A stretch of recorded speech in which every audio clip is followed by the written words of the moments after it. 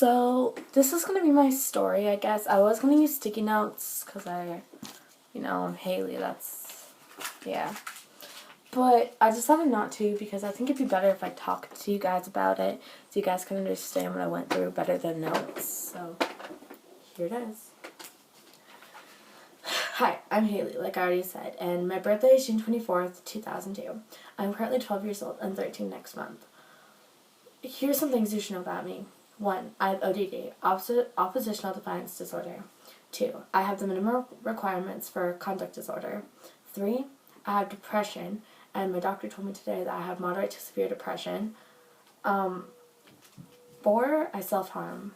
5. I used to puke because I thought I was too fat. 6. I have anxiety. 7. I have many scars. 8. I like talking to people, sometimes. And 9, I'm in grade 7, and 10, I have attempted suicide. Here's my story.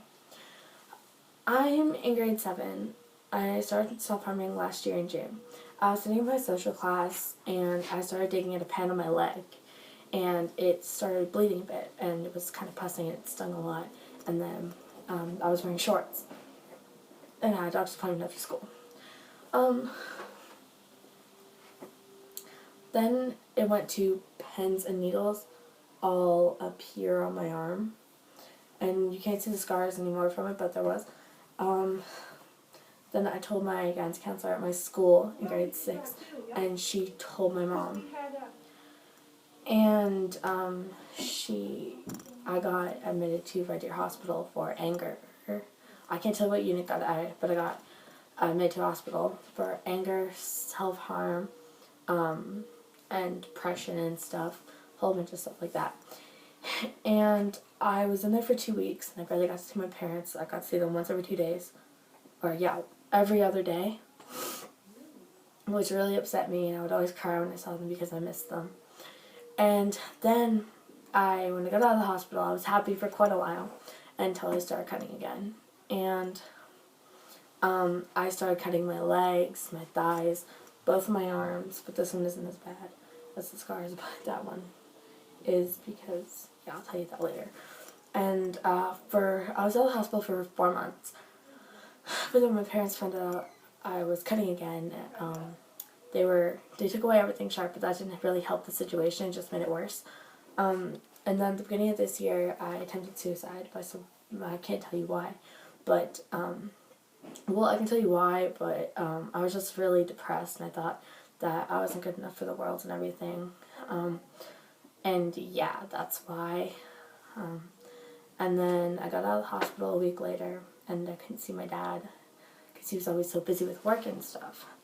And my dad called me one day, and I talked to him for a bit, and he said, "I love you, baby girl, I miss you." And I said, "I miss you too, Daddy."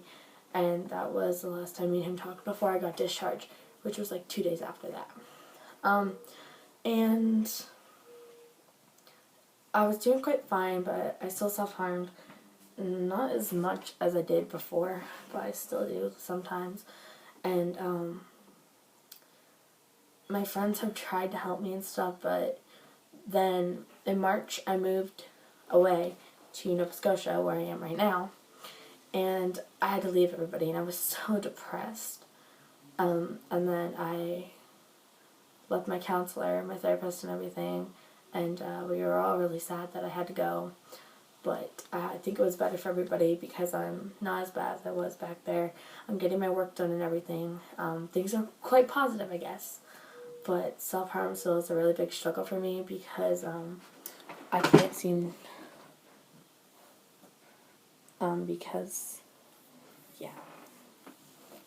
it's all pretty new. And today at my doctor's appointment, I found out that I have moderate to severe depression. And I need to get a psychiatrist, a therapist, I need to get blood work done and stuff. And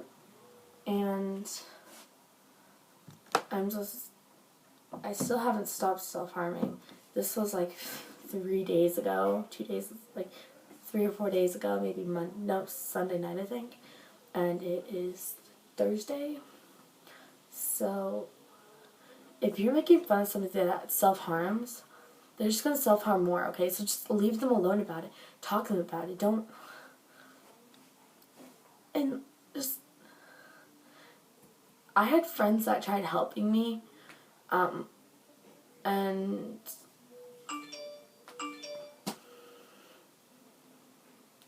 it didn't really work out that well because, you know, I just kept doing it, and I couldn't stop. It's like an addiction. The way I see my blood flow, the way it feels, it relieves everything from my body. And it's just, I just really wish that I didn't make that first cut, because I have no words for it. It's just, I wish I didn't. So, thank you guys for watching my video if you did, and that's all I have for it. And maybe I'll do a part 2 in a couple of years or a couple of months or whatever. So, yeah, thank you guys for watching, and bye. I will see you guys next week. 1,000 Memories Made is out.